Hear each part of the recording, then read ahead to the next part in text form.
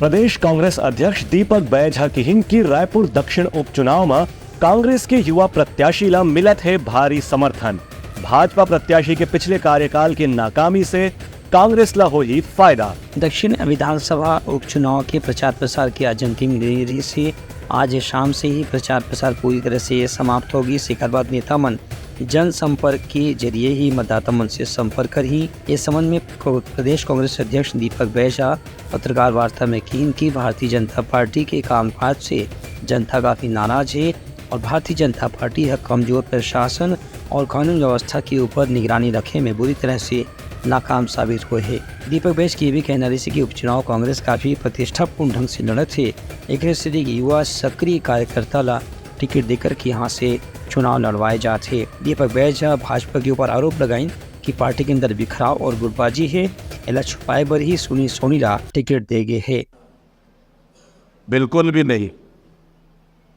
Congress party इस समय युवा सक्रिय और पार्टी के लिए लगातार काम करने वाला प्रत्याशी उतारा है। हमारे पास प्रत्याशियों की कमी नहीं। भारतीय जनता पार्टी में कई युवा हैं, कई नए चेहरे, पार्षद हैं, मजबूत चेहरा है, उन पे दांव क्यों नहीं?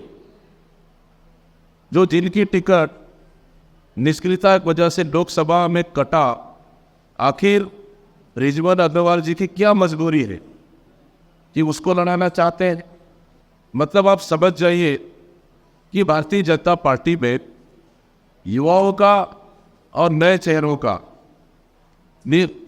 के लिए दरवाजा बंद हो चुका है। वही कांग्रेस में पर्याप्त अवसर है कि नए लोगों को हम मौका दें और निश्चित रूप से मजबूत और युवाओं को मौका दें। यही अंतर दोनों में, क्योंकि सामंतवादी सोच अभी भी भारतीय जनता पार्टी में नहीं गया है, लेकिन कांग्रेस एक लोकतांत्रिक तरीके से मौका दे रही युवाओं का, ही बस। पीसीसी के अध्यक्ष दीपक बैज की भी आरोप रही है कि दक्षिण विधानसभा चुनाव में निष्क्रिय नेता और सक्रिय नेता के बीच में लड़ाई है। सुनील सोनी अपन पिछले कार्यकाल में सांसद के रूप में कोई भी विकास के काम नहीं कर रही हैं। दीपक बैज के कहने रही कि बृजमोहन अग्रवाल अपन चेहरा के रूप में सुनील सोनीला सामने करत हैं, लेकिन वास्तव में जनता ये बात समझत है। एक स्थिति इधर कांग्रेस के पक्ष में माहौल दिखत है। Bureau report Telangana news.